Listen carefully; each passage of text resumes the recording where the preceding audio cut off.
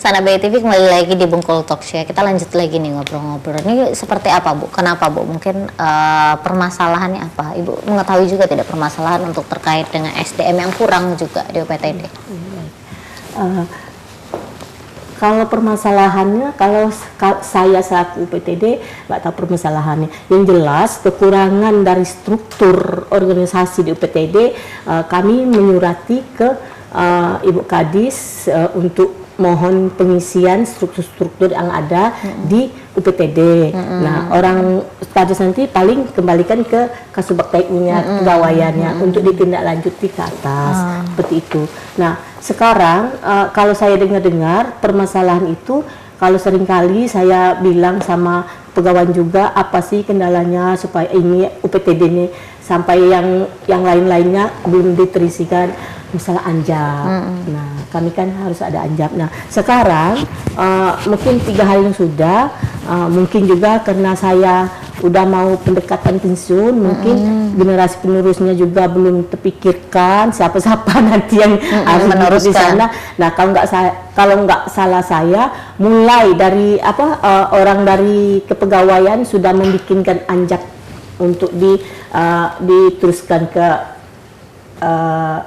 PJ untuk pengisian kekosongan itu nanti. Oke, baik. Sampai saat ini berarti dari UPTD sendiri ini sudah melakukan pengajuan ya Bu ya, seperti itu terkait dengan dari dinas juga sudah melakukan pengajuan terkait dengan pengisian mungkin posisi di UPTD sendiri. Apalagi ini mungkin Ibu sebentar lagi ini mungkin nggak menghitung ya Bu ya, sebentar lagi sudah untuk hari sudah mau masuk ke masa pensiun juga. Jadi seharusnya memang sudah harus ada regenerasi juga ini yang dimana juga harus mengetahui betul ya Bu ya bagaimana ini terkait dengan kasus-kasus tentang kekerasan perempuan dan anak. Tapi ini kita balik lagi Bu, ini kalau tidak salah di tanggal 25 November kemarin ini kan hari anti kekerasan perempuan ya Bu ya. Kalau dari Pupa kemarin ada kegiatan tidak Bu ini terkait itu? Jadi kalau kampanye 16 hari anti kekerasan terhadap perempuan itu sebenarnya kan kampanye internasional. Jadi dia 16 hari, jadi dari 25 November sampai 10 Desember. Nah, Pupa 25 kita siaran pers saja, mengeluarkan siaran pers karena waktu itu saya lagi ada di luar kota. Kemudian ada beberapa kegiatan, termasuk nanti hari Kamis itu kita akan ada konferensi pers menyampaikan sebenarnya yang tadi soal situasi kekerasan di Bengkulu dan konteks tantangan apa yang dihadapi dan dorongan atau rekomendasi yang diharapkan.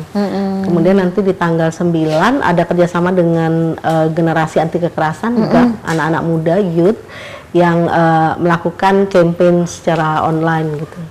Jadi itu yang coba kita lakukan ya untuk memeriahkan kampanye 16 hari anti kekerasan terhadap perempuan ini.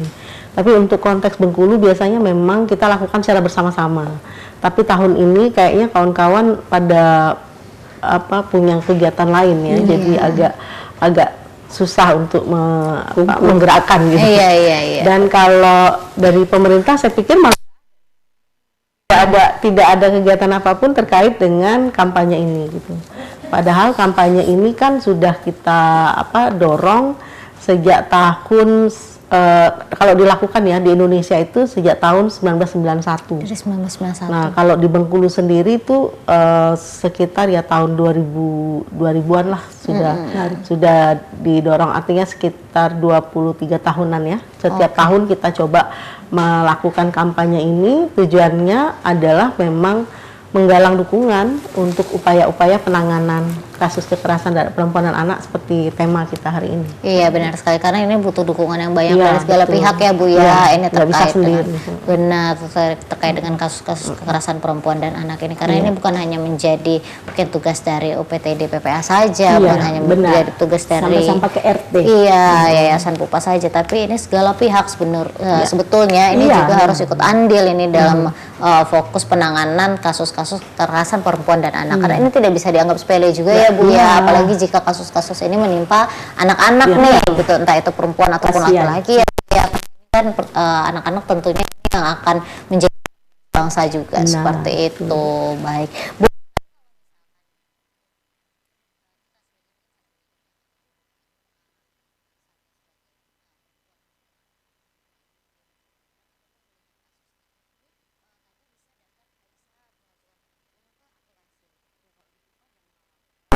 Kalau di UPTD PPA ada hotline. Iya. Oh, bisa lewat aplikasi. Kalau misalkan Bu, ini kan masih ada juga orang-orang yang awam ya Bu ya terkait dengan kemajuan teknologi. Kalau ingin langsung datang, bisa call centernya kemana tuh Bu? Langsung ke kantor? Iya, di Dinas DP3 AP2KB, kebetulan di UPTD. Nah, itu buka dari jam 7 sampai jam 5. Oke. Sampai jam 7 pagi. Iya. Oke, jadi bisa langsung datang. Langsung kan? Langsung buka pelayanannya Bu ya, jadi bisa langsung datang juga.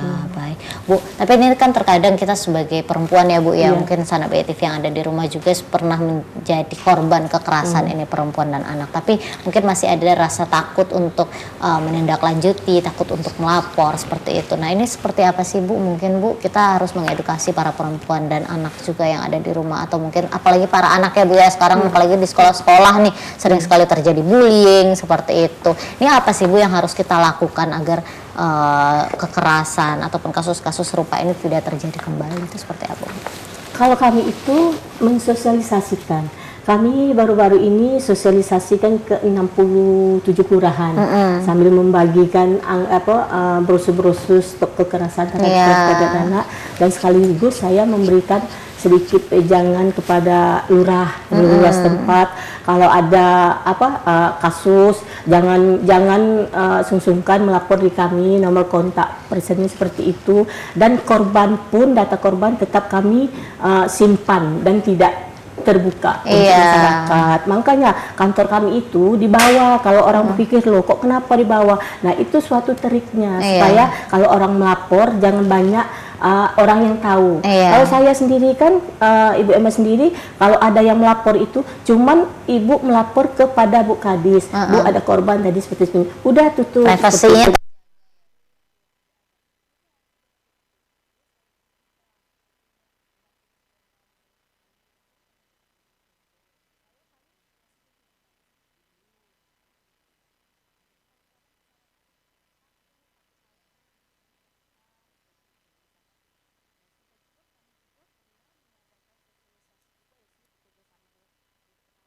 CC itu sama guru-guru BK ya, yang undang dulu guru-guru BK, terus dari SD sampai SMA ya kami pernah undang di kantor, termasuk Susi sendiri sumbernya. Terus ada juga RT RW, jadi perpanjangan tangan pemerintah ke masyarakat seperti itu.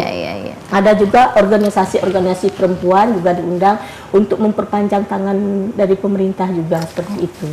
Oke, baik-baik. Nah, ini Ibu kalau untuk Yayasan Pupa sendiri berarti kan selalu ada sosialisasi yang dilakukan kepada masyarakat seperti itu. Nah, kalau sekarang ini kan sudah zaman digitalisasi. Jadi ini media sosial sangat berpengaruh sekali nih kalau untuk sosialisasi di media sosial. Dari Yayasan Pupa sendiri apa saja yang sudah dilakukan? Langkah-langkah seperti apa, Bu?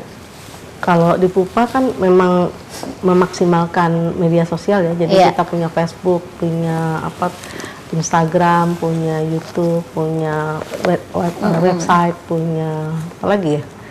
Itu yang dipegang anak-anak. Jadi itu kan ya zaman sekarang memang dunianya sudah seperti itu. Jadi bagaimana kita bisa share informasi ya dengan konsep digital gitu.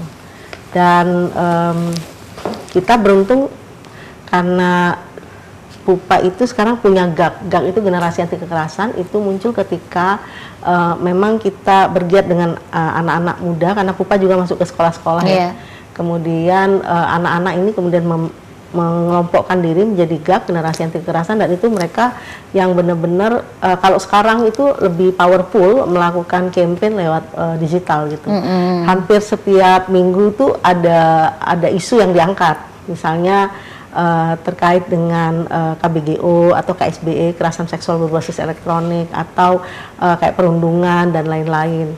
Dan Pupa juga dengan ACT, Asian Community Trust, itu sedang mengajak anak-anak muda di 4 sekolah untuk membuat inovasi perubahan dalam mendukung penghapusan KBGO. Dan mereka semua itu memilih media sosial sebagai media untuk campaign.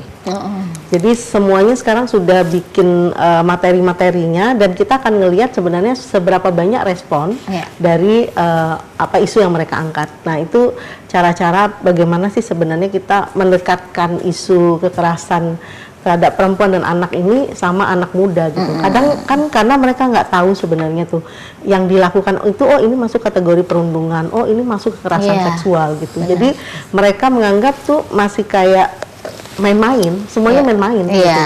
Tapi kalau kita misalnya bongkar bersama bahwa main-main itu kalau dia tidak sengaja, kemudian tidak berulang, tidak berdampak. Tapi kalau dia dilakukan dengan sengaja, bertujuan untuk menyakiti, kemudian dia berdampak, terus dilakukan berulang, maka dia udah masuk perundungan atau bullying. Ketika itu terjadi, bentuknya apa? Dia bisa, bullying kan bisa seksual juga, bisa fisik, bisa psikis gitu. Nah itu edukasi-edukasi itu yang Pupa lakukan gitu, terutama ke anak muda. Oke, benar. Jadi ini untuk sosialisasi menggunakan sosial media ini juga kerap ya Bu ya. Ini intens juga dilakukan oleh Yayasan Pupa. Baik, Bu, terkait dengan mungkin kita agak mundur sedikit ya Bu ya terkait dengan SDM ini. Kan ini pendampingan dari UPTD ini kan kuat sekali ya Bu ya untuk para korban dan juga untuk para pelaku juga ada juga pendampingan tentunya dari UPTD PPA sendiri. Ini sebenarnya Bu, apa sih Bu yang harus dimiliki untuk para SDM yang nantinya akan menjadi pendamping para korban dan juga para pelaku ini, seperti apa yang harusnya ada? Kalau khusus untuk pendamping itu, terutama kalau mau pendamping ke sidang, SPT-nya harus. Kalau nggak bisa, kalau nggak ada kami bawa SPT, itu kami nggak bisa masuk.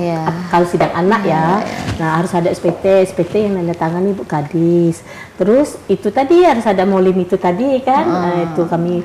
Nah, terus kalau seperti Ibu misalnya harus ada itu, misalnya ada kecelakaan misalnya kan, kita kan harus anti berobat seperti Ibu, ada BPJS. Kalau yang jadi pengen misalnya ada ini nih dari Peksos atau dari WCC pendukung ini, itulah kami itu punya PPH ya, punya PPH untuk pengganti seandainya kalau kecelakaan seperti itu, dari link kerja kami itunya. Itu yang akan lagi di ini kan lagi Ibu Susi sendiri itu. Kalau saya Ibu sendiri kan ada itunya, kalau ada kecelakaan pernah sih si pendampingnya pernah dikejar anjing gila, pernah langsung turun ke lapangan dan ke masyarakat.